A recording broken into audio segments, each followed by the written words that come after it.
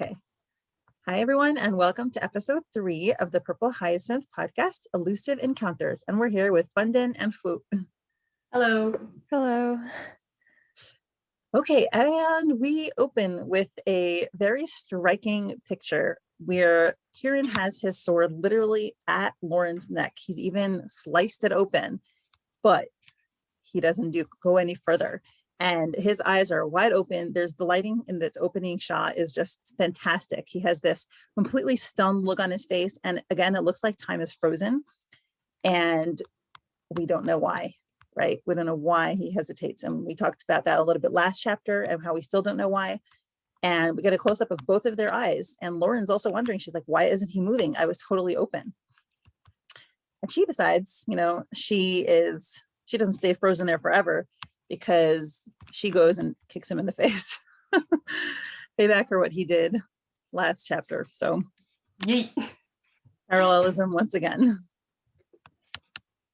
And I feel like at this point this is what my read, because I feel like at this point he stops resisting kind of. She kicks him in the face, he falls to the ground, and she steps on him and cuffs him. And I feel like, to me, it looks as though he's just stopped resisting at this point. Did you get that impression? Yeah, no, I feel that. He did just get kicked in the head, so he might be a bit dazed, but we never know with him. He could be, who knows, he's very skilled, so who's to say that he's not just doing it for her benefit? I don't know, but yeah, he's an enigma. Yeah, definitely in a state of shock a bit, because why did he hesitate? That's probably catching him off by surprise. And he's so close to killing her, and yet he's not. And then it's just silence as they're both in shock, and then she takes the moment to kick him. So yeah, I feel like whatever it was that caused him to look in her eyes and pause, and even if he doesn't know what it is, I think he wants to explore that further, and he knows he can get out later. I don't think he's worried about actually being arrested. So I think he figures, okay, let me take a breather and find out what's happening here and learn more about her. Yeah, that's definitely a possibility, I think. Yeah, he seems to have this very serene look on his face as she's, her knee is on his back and she's cuffing him. It's very elegant, I have to say. Their line drawings are so elegant, no matter what they're doing. All beautiful characters. I don't think Sophie's ever drawn an ugly character. She says she does, but I don't see it. I think there's just the one butler. character. What? The butler's the most handsome character there. Sure. There's one character that I detest. I think Bundin knows. I know. We will save that for another day. Yeah. Fine. So Lauren retrieves her gun at this point and starts to give him the police spiel. You have the right to remain silent. Anything you say can and will be used against you in the court of law. And Kieran has this really cute expression on his face where he's like this, his chin is on the ground, one eye is open, one eye is closed. And his cocky confidence is displayed once again. He says, don't even bother. I'll be gone before you finish reading me my rights. And Lauren doesn't respond well to that. She says, you just committed murder, you filthy scumbag. You're not getting off the hook anytime soon. You can be sure of that.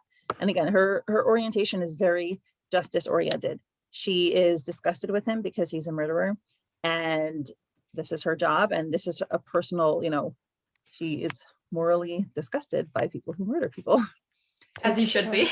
Mm-hmm. Take a shot every time Kieran's referred to as a scumbag in the first 10 episodes. You'll be smashed by the end of it. He says, oh yeah, what do you plan to do with a filthy scumbag like me? Which is something that I feel, when we get to know Kieran a little more later and we think about his view of himself, I feel like in the beginning, he understands what everyone thinks of him. Everyone thinks I'm a murderer, I'm a filthy scumbag, and he doesn't have any emotional reaction to that because that's what he knows everyone sees him as. So it's interesting to note that here. And it's obviously sad that he thinks of himself that way. Obviously, at this point in the cartoon, we don't necessarily care if Kieran is sad or not, or we don't view it in a sad light. But if you've fallen in love with Kieran, which at some point you will, hopefully, you feel bad that that's what he thinks of himself. Seeing him in pain is delightful. Yep. As I've said, I have always been attracted to men in pain, men with wounded hearts, for better or for worse. It's the cockiness that's hiding the trauma from me, man. Like you just know behind that jackass expression and him being all cocky and teasing her, there's pain. And I just love him. He's my favorite. Yep. And she is again, they kind of have like a equal and opposite reaction, or they escalate in their anger, because every time he responds, she just gets more angry at him and more aggressive, because she pushes the pistol into his head and says, whatever is needed to deliver you into the arms of justice. And Kieran says something I think that is 100% true. He says, darling, we both know you're not going to shoot me. And let's just say he called her darling right away. I just want y'all to notice. I noticed. Yep. Oh, we gotta love him just like flirting, even though he's got a literal gun to his head. Fearless. And Lauren's like, I'm a police officer. I've been trained to shoot when necessary. Don't move. And she starts to reach for her radio. And he says, well, officer, I am an assassin, and I know how to recognize murderous intentions when I see them. You, dearie, clearly won't be able to pull that trigger. And I find it impressive that he is so psychologically astute right away without even knowing her. Yeah, no, like he's clearly very perceptive about a lot of things. And like, I feel like, again, this is one of those things also where it's like, the more we learn about him and what his motives are, the more we'll understand where he's coming from in these early scenes. Because it's just like, this guy seems to be an amazing fighter, killer. He can do parkour. He can use his sword. He can analyze people. He can do all these things. And it's just like, where does he get all that from? Why is he like this? What's ticking in his head that gets him to be, why are you like this? I don't know. I'm just really interested in seeing his characterization going forward, especially from scenes like this. And when Lauren hears that he's an assassin, she has this shocked look on her face, and she immediately jumps, which is, again, Lauren jumps to conclusion. Sometimes she's correct and sometimes she's wrong. In this case, she is correct, and she says, so you're with the Phantom Scythe? And she gets extremely angry. And he says, no, of course not, in red. You liar. Yeah, and she says, I see. Then you're right about one thing. I don't intend to kill you tonight. I need you alive so I can force everything you know about the Phantom Scythe out of you before you rot in jail where you belong. And then she immediately starts questioning him. So where's your leader? And, he responds again with more lies. I have no idea what you're talking about. I answer only to myself, which I'm going to talk about this in a little bit, because this whole episode makes me curious about, like, when did he shift to make a decision? But I find it interesting to hear he starts out with lying to her and trying to kind of treat her like he would any person who would catch him. And she says, cut the crap. I know exactly what you are. And he laughs. Haha, that's quite presumptuous of you, but I like your optimism. And to me, that's something that has like a double meaning. She doesn't know who he is, in terms of, she doesn't know he's the purple hyacinth. She doesn't know it. But I think it also could refer to the fact that nobody really knows his insides. On the outside, he is an assassin and everyone thinks he's a heartless monster. But on the inside, there still is a human there who was an abused little boy, who cared for people, who has a sensitive side, and that nobody really can see. And that even, that Lauren here is making assumptions about him, but she doesn't really know who he is. I think that comes a lot from, again, what I was saying before, his character, like what you said, what's going on in his head, his experiences. But I also think it's really funny how he's making fun of her for jumping to conclusions about things, where, as we read in this episode, he's gonna be like jumping on stuff as well that he only just learned. So it's really funny. Again, I like how they parallel each other in a lot of ways, and I think it makes for a good dynamic between the two of them.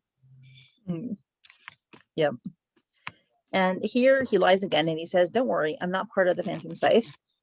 But if I was, shouldn't you be fleeing?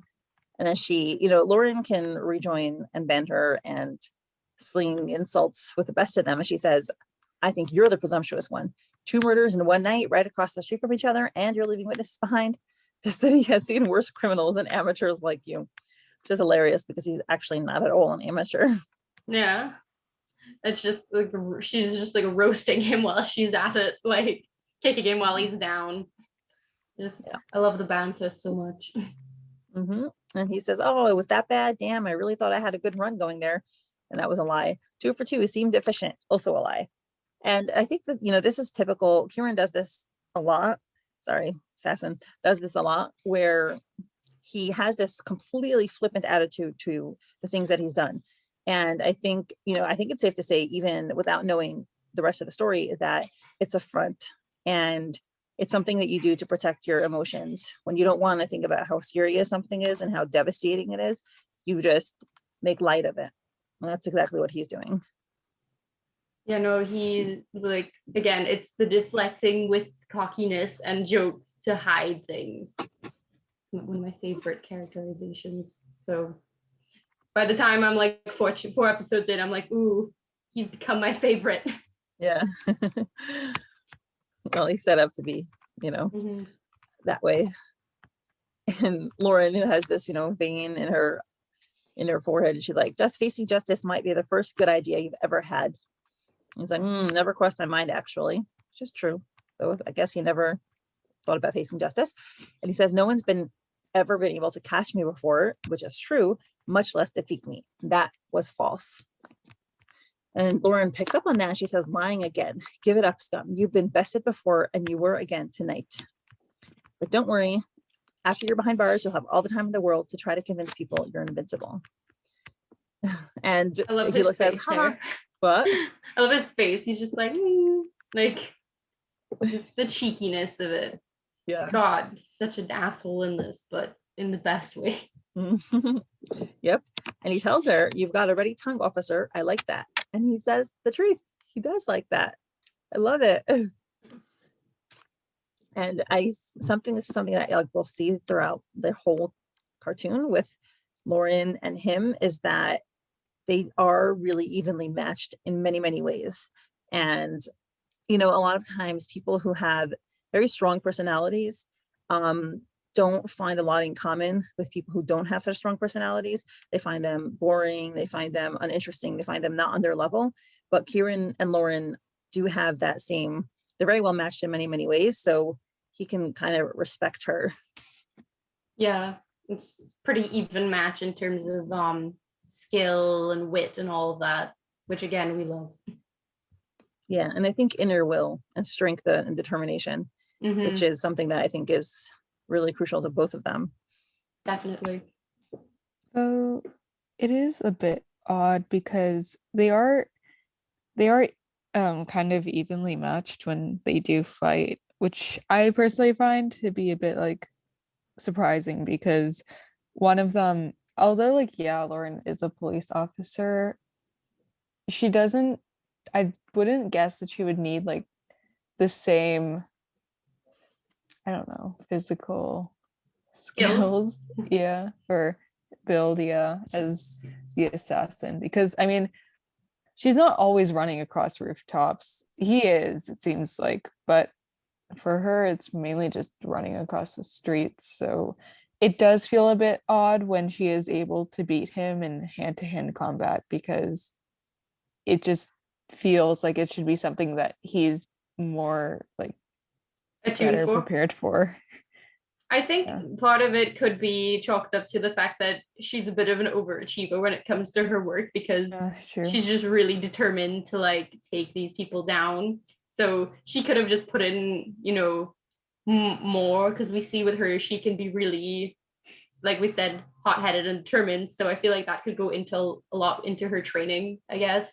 And then also the fact that her beating him now is, again, he got kicked in the head. So he was probably a bit dazed. So there's that. Yeah, that's true. She just put in a ton of extra hours for her own personal vendetta.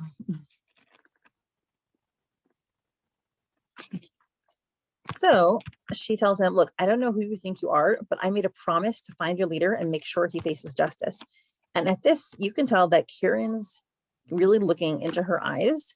And I think he picks up on the determination in her voice and that this is something out of the ordinary. You can see just from his expression. And Lauren says, whoever you think I am, you clearly have no idea what I'm capable of and how far I'm willing to go. So she tells him, by the way, like she doesn't even wait for him to pick it up from her tone of voice. She just directly states her intentions. And, you know, he does this little smirk again. He's like, oh, what's that? You're not doing this because of your occupational responsibility, huh? And, you know, he says, I'm sure all your fellow police officers despise the leader, which is a lie. And that gets Lauren's radar up because she realizes, oh no, like not all the police officers are actually on our side. And Kieran said, but not nearly as much as you do. Your hatred, it's personal. Revenge quest, right? So again, Mr. Perceptive. I mean, she, you know, she said it herself, but he realizes he's quite perceptive. Yeah, he put it into words exactly like what she's been feeling, and he only got that from that little bit of conversation that they had. So it's really, like, I think she's shocked at how much he was able to pick up on that after just a couple exchanges, you know? Mm-hmm. You know, I know there's these jokes going around where, you know, how in like movies, whenever the bad guy will like tell you his plan, he'll be like, I am now going to, he's like, haha, I've caught you and I will now, you know, and he just tells you exactly what he's going to do. And then the characters manage to escape and foil the plans because he told them. So I find that, and I always feel like when you try to get, if you're trying to get information out of people, the best thing you can do is just be quiet and listen, because people will just tell you because they just can't keep their mouth shut. And Lauren, I feel is doing the same thing, because when something is weighing on you and your mind and your heart, like it's going to come out. And so, you know, Kieran pushes her. He doesn't just ask her. He's smart enough to know what to say to get the information out of her. He says, so tell me, who died? Someone in your family? Someone you loved? And her expression just gets angrier and angrier. And then he says, a close friend, perhaps. And at that, you know, her expression is just completely venomous. And then he says, jackpot. She's so transparent. I mean, he's just pushing her buttons to get her agitated at this point. You know, I think, honestly, I think this is him testing the waters with her, because he, in this entire time, he's been paying attention to her reactions to things that he's saying. So I think he's just trying to push her buttons, but he's also trying to get a feel for her and her personality, which we'll see why later on, obviously. But yeah, just find it's really interesting how he's, even though he's the one on the floor with handcuffs, with a gun to his head, he's the one controlling the conversation. Yeah.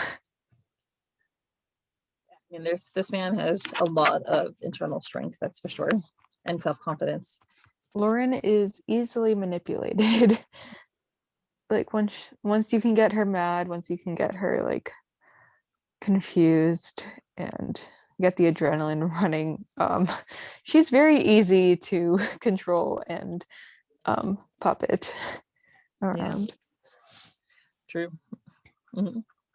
And he asks her, is that why you became a police officer? She thinks to herself like, shit, was I that careless? And her gun pistol holding hand is shaking. But then she stops shaking in this panel. She said, I won't let that happen again.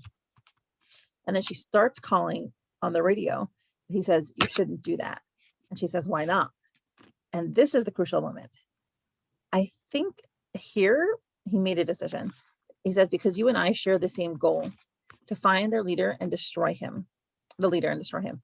And he's not lying over here. And she pauses. She doesn't continue with the radio. And she says, what? And he says, face it, you policemen will never catch him. Even the assassins don't know where he is or who he is. I'm no exception. But if you really want to keep your promise, I would be your best asset. And it's interesting. I don't think she mentioned a promise, but he already is phrasing it in terms of a promise that she made. Oh, she did say earlier. Yeah, she did say it was a promise. I was about to say, she was like, look, I made a promise that I would track your leader down. Yeah, sorry. You're good. Well, he has a better memory than me, clearly. So And, she thinks, you really think I would associate with a bastard like you? You're daydreaming. But she thinks to herself, I can see he's not lying. So even the assassins don't know who their leader is. And then he looks up at her with a pretty open, honest expression. It's not smirking. He's not being, snarky. And he says, as much as I trust my own abilities, I know I won't be able to find him alone. I need an assistant who is able to feed me information and alibi. But then he goes back to being snarky. He's like, a little pet. Even when he's trying to like get her on his side, he's still just poking all those little buttons and just annoying her, which we know is going to be a trend, but lovely to see now. Yeah, apparently my husband always says this phrase in Dutch where basically like when boys tease girls, it means they like them.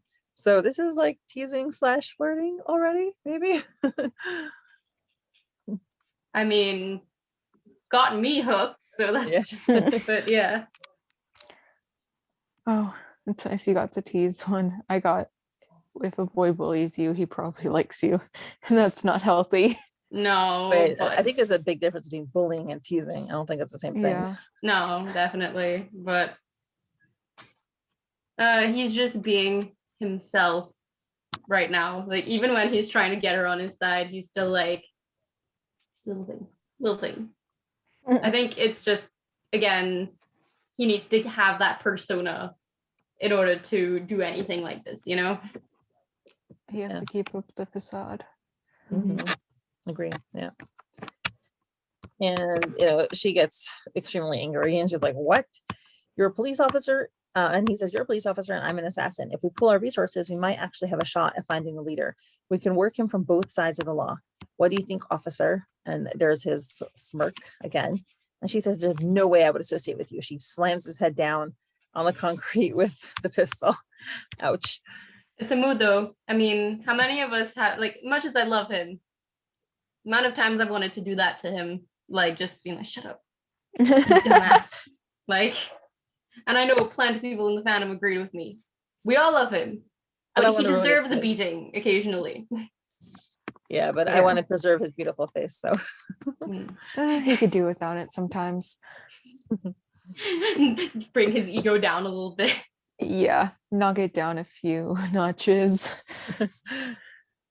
Maybe.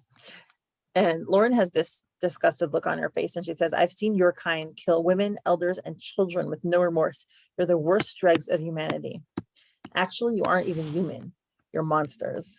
His face. Oh, I know. No, because obviously we've read more. So it's like, even now, like rereading these things, when you see these things like that, and it's just like, oh, the connection, but also his face is just really somber in this moment too, like hearing her just call him inhuman, call him a monster, like he just looks so tired and resigned to it, and it's just so sad. Like, and even if you don't know anything, just reading this from, like, if you've now started and you don't know anything, reading this, you get the sense that it's something that's eating at him. Yeah, exactly. She can't see his face now, so that's why he's allowing himself to have that serious face. But when he interacts with other people, he puts on that blasé facade. But here, he's allowing himself to be honest with himself for a moment. And she says, so you're wasting your words, assassin. Save them for the judge. And then he starts having a little smile on his face. And then he, goes back to full smirk and he says, it's funny how things work out. I saw your little demonstration in the cafe earlier this morning. I must have, you got quite a strong grip, I admit. I also noticed that you're a tiny little human lie detector. Not that you do much to hide it, which, by the way, I like, because first of all, he calls her tiny. So again, he's trying to diminish her and be like cutesy. And also, he correctly pointed out she doesn't do much to hide it. In many ways, Lauren is not very subtle. She doesn't really know how to finesse and like keep her behavior not suspicious. So he noticed that as well. And he says, I'm pretty sure you know very well that I'm not lying right now. Here's the deal. Since we both want the same thing, we'd obviously be better off combining our forces. I can provide you with information on the Phantom Scythe's operations that no police officer could ever get their hands on. You can give me that same information on the police department, or in the unlikely event your peers find anything. There he goes insulting them. And if anything goes wrong, you can provide me with a perfect alibi. So, and Lauren's like, what kind of idiot did you take me for? No one ever actually. And then he says, plus I'm sure that your intuition or whatever it is would really come in handy. So it's interesting that, he's picked up on this skill of hers where it seems like a lot of other people in her world haven't really. So again, I think Kieran is just a very observant. Yeah, also sorry if you guys are hearing shouting outside. Ugh. But I just find it's really like he's just come up with this whole thing. And I do like the fact that it showed him seeing her earlier, because he would have seen her again catching that guy's lie at the cafe earlier. So him picking up on this is not unprecedented. It probably interested him seeing that earlier, being like, how did she know that he had a wife? How did she know all of this stuff? How did she know this guy was lying? So seeing like him doing all that stuff, for me anyways, I feel like he's testing her lie detecting to see, is this really a thing? And then going forward with it. So yeah, I personally just really enjoy how quickly he was able to put this all together. It does make me a little suspicious though. Like, he was very quick to believe in her ability, and it doesn't always seem like other people believe in it. So right now it seems to be like him and Kim. So it's just a little bit surprising that he was so fast to believe in it. One thing I think I just kind of realized, because I just began to think about this, is what if he was doing all that stuff, pushing her buttons to get her more pissed off, to make her get angrier, to get her to reveal parts of herself more easily to him, so that, in order to really get a proper reaction out of her, because I feel like that would be really smart on his part to kind of try to fix. So all the poking and prodding and teasing was just to get a real reaction out of her before making this whole proposal. That could be interesting. So I want to talk about at the end of the episode, to talk about like what we think happened in terms of like Kieran's decision making, and when did he decide to put this proposal towards her and why. But I want to first go through the whole episode because and then discuss that. So I think I definitely have questions there. All right. And then he says, even if it doesn't always give you the right answers, at least we can cross off the wrong ones, which is nice. And Lauren asked the same as that question you asked. She asked, how did he figure out so easily? And it genuinely believes it. What's wrong with this guy? So she also is perplexed by that. And he says, I'm going to help you find the leader. And in exchange, you're going to drop that gun and let me walk free, which is, again, a very typical cocky thing. It's not like, please not walk free. It's, you're going to let me walk free. This guy, we love a confident guy.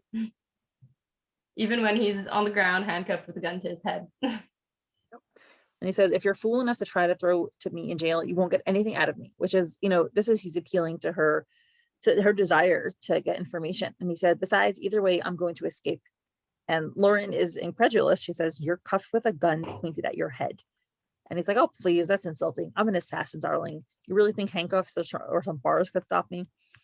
And again, with calling her darling, it's this super insulting phrase to call someone who, clearly hates your guts at this point, call her darling.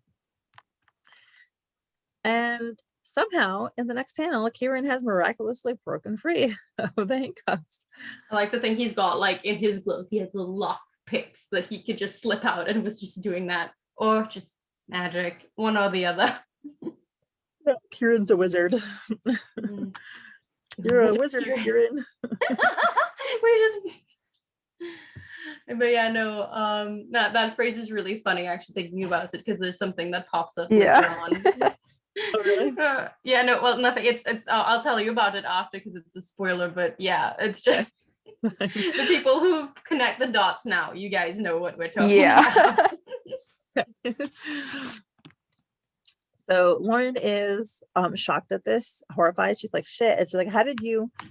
And at this point, Kieran does his ninja moves. He grabs her arm, throws the pistol away, reaches for the sword, and in a second, he's got her on her back and he's over her with a sword to her face. So the tables are turned. How many fangirls want to be in her position right now? I was gonna say this could be a very attractive position to be in. Yes, I concur. I Who's was just judging us. If I was in Lauren's position, I would literally like bring my knee up to like sort of like knee him in his crotch. It's what he deserves. Yeah. Yeah, I'd probably be a bit terrified because of that sword and its proximity to my face, but yes. I mean, he's holding down her right arm, but her left arm is free. If like I would punch him with my left arm. Yeah, you could knee him and then knock the sword aside at the same time, maybe for safety. But yeah, that's quite the panel. And he says, "You were right about one thing, though, officer. And now you have a close up of his face, and he says, 'We are monsters. I kill without hesitation, and I have no regrets.'" And he says, the monster part is true. The kill without hesitation part is true, but the I have no regrets is not true. And this was totally unnecessary. He didn't have to address that. He didn't have to talk about what she said to him. He could have just said, been practical and talked about their proposal. But you could tell it affected him and he wanted to address that.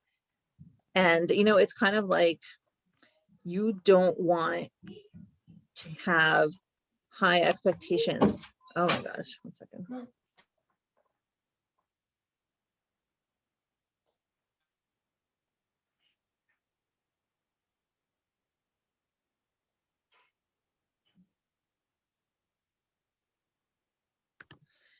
Anywho, my children do not seem to know the meaning of stay away. But anyway, so, it's kind of like I feel he doesn't, if somebody perceives you in a bad way, you want to prove them right. You don't want them to, it clearly hurt him to some extent. And he just wants her to not have any expectations of him, I think. I don't know, it's like a twisted way of making yourself feel better. Like, you think I'm bad? Yeah, I am bad. I'm even worse than you think I am.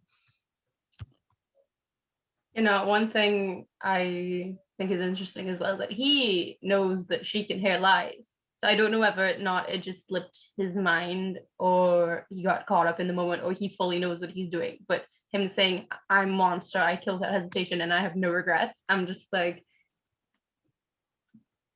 I wonder if it was intentional or not, because I'm still not sure reading it now if he meant for her to pick up on that or not. Yeah, that's a really good question. I always assumed that it would just came out of him in a moment of emotional grief where he just couldn't stop himself.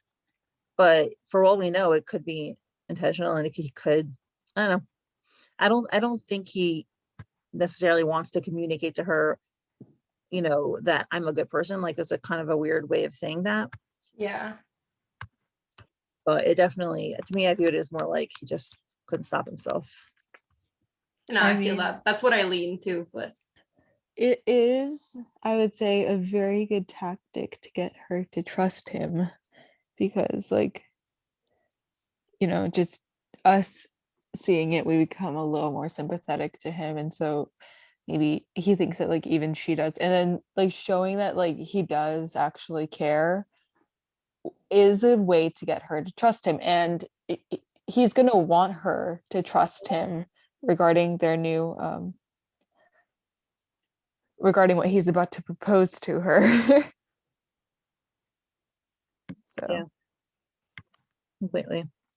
And then he tells her, "Rest assured that I wouldn't hesitate to slit your pretty little throat if you've ever become a nuisance." And that's all true. And also he called her throat pretty. Oh my God. I mean, he's not blind. She's a very pretty woman. Yeah, it's like a compliment hidden in this death threat. Very interesting compliment. But it is true. He has become a ruthless person. The fact that he says, "I kill with no hesitation," he has trained himself to become an automatic killer. So, and also it's I think, we'll discuss it a little bit more later, but he's accepted who he is and what he has to do. to the point where he does things without hesitation. He knows like there's no point in hesitating and trying to stop. And he tells her it's up to you. And he goes away, stands up, sheaths his sword, says, I'm off. I'll give you 24 hours to mull it over. If you're interested, meet me at the bridge at midnight tomorrow. Which I'm wondering, like, is there only one bridge? Yeah, no, because we got a map in between seasons 1 and seasons 2. And there's multiple bridges, but maybe it's like the bridge of that district. That's how I think of it. Because I'm like, okay, the bridge, it's like the bridge that we use the most, I guess. I don't know. It might also be, it seems like they're nearby a bridge as well, because I would assume that they were moving southward. So Lauren, Kim, and Will, they live, I think, in like, the northern top half of the 11th precinct, and Kieran lives in like, or I don't know, should I be saying this? And okay, well, the PS related stuff is all like down south, so south of the river, yeah. It makes sense that he would be fleeing down that direction, and then if he was going down to the south, then he would have passed the bridge, so they're likely, and Lauren's following him, so it's likely that they're nearby one. Okay, I've pulled up the map. There's 2 bridges in the 11th district, so maybe it's the one they're closest to. Maybe it's like a bigger bridge. Maybe there's a bridge that they just call the bridge, and then all the other bridges have names. Who's to say? Maybe they're telekinetic and he knows that already. And just brainwave. Maybe they didn't have the map ready yet, so they didn't have a map ready yet, so that's why. Yeah, I thought it was just a slip. That's all. We sometimes it's not important. Just a story, Yeah. Authors are human too. It's not that big a deal, really. You can look past it. It's not like a story breaking thing by any means. Mm-hmm. So I just want to finish the last couple panels and then get to like the questions. Mm-hmm. And Lauren, gets up, has this unsettled look on her face, looks after him with kind of like anger, resentment. And then she dials in. She says, Officer Sinclair here. I have lost the target. And she thinks, was he? Okay, well, was he what? Was he lying? Was he telling the truth? What is he planning? Why did he do that? He's an assassin. Why does he want to take down the leader? Was he being genuine with her? Or was it all half-truths? So my main question for this episode, and something that I don't have clarity on, is when and why did he decide to ask her this? Like, did he completely not know who she was, and then he looked in her eyes and he was startled for whatever unknown reason, and then as she was talking and he realized she had this vendetta, that he then suddenly decided, you know what, she's a lie detector, plus she has this vendetta, let me ask her. Like, was he looking for somebody to ask? Like, was he planning on asking a police officer, or did she just fall into his path and that's why he decided to ask? Like, some people, did he make her, did he mess up on purpose and like slow down so she could follow him? Like, was he targeting her to begin with? What do y'all think? I have my theory. Yeah, you go ahead, Fwoot. But I'm not sure if I can share it here due to it deals with a lot of future episodes and it's spoilers. I'm just saying everything seems a little convenient. Like, everything just became a little too perfect. Everything just came a little bit too perfectly together. So I do think that there may be an outside force, a puppet master to all of this. I think that there's definitely something going on, but we just don't know it yet. But also, I do think that having the first episode with the scene with the cafe and him being there, he would have heard her talking about being an officer, and he would have heard her again detecting lies, like we talked about earlier.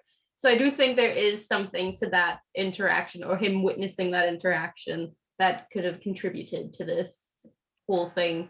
But again, we don't know yet, and we can only theorize. And I don't want to spoil anything, obviously, because this is we've learned a lot, because as of recording this, there are like 80 some odd chapters out. So we've learned more, but this is definitely something that we don't have all the answers to yet. And I do think that there is something else there, because for him to just decide that so quickly, either he just really did see how she was and hopped on it, or he'd been planning to do it, or something else. We don't want to spoil anything, and yet we've said the assassin's name like 20 times. It's not that big a spoiler. Yeah, that's true. No, like when I was telling my I made my boyfriend read it, and he was like, why did you keep calling him that? Is like his name like a big spoiler? And I was like, no, not really. You just kind of learn his name, and then that's it. So it's not like, but I'm like, but it's part of the whole thing. So but yeah, sorry, but every time we've had an episode, we've said his name, and it's okay. I think the first we don't know his last name. They don't know his last name. Right. Don't tempt me, Bundin. Keep your mouth shut, Fwoot.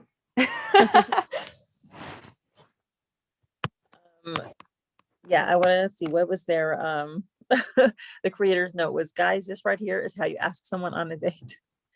And by the way, the music is called Regrets, and that's very suitable, because to me that's one of the most important things that happens in this episode, is that we learn that Kieran regrets what he does, which is, that's the redeeming factor. There's this book called Save the Cat, which is a book about screenwriting. And it talks about how whenever you introduce a character to the audience, if you want them to like the character, even if he's a bad character, like a mafia person, you have to do a save the cat moment, which is where the character does something good, does something redeemable, or does something likable that will make you like the character. Because if you don't like the character, you're not going to be interested in watching a whole movie about them. So Kieran, he's an assassin. We are inclined not to like him. We know he's vicious. But that moment where he says, where we know that he regrets things, that intrigues us, and that makes us feel for him, and that makes us able to tolerate him as a character, because we know that there's a human down there somewhere. There's definitely, like, because obviously I feel like they knew what they were doing when they designed him, because they made him really handsome, but then doing that stuff to make us more inclined to see that he has layers, and that he's has a lot of conflict, and there's a lot about him that we don't know beneath the surface. I feel like that really does a lot to make us indebted to him, or at least interested in him and what's going on with him in the story. Yep. Yeah, completely agree. So do we have any final thoughts on this episode? Really is the best way to ask someone on a date. I mean, I won't lie. If someone asked me to take down a terrorist organization with them, I would accept. It is rolling up for the revolution. Yeah. At least you have like a shared value in common, shared goal. Yeah. But it is important personal. In a relationship, right? It is pretty. It is what we can tell. Like, it is for the common good, but they also have their own personal motives. Like, Lauren is a revenge quest, and revenge isn't always the best thing. Ooh, one thing quick. I remembered, I forgot to mention this when you said this a few minutes ago, but the whole thing about regrets being a theme, it's not only a theme for him, I think it's an overall theme in the entire comic, where we see each of the characters dealing with their own regrets that they live with. Obviously, not going to be able to get into that, but we can see some of that even in Lauren right now with what we've seen of her and her past. She's clearly being motivated by some sort of deep regret and wanting to make up for something that's happened, and to revenge and all that stuff. So I really think that regret as a theme is something that carries forward as the story progresses. Yeah, I mean, Bundin, the story is named after a flower that means regret.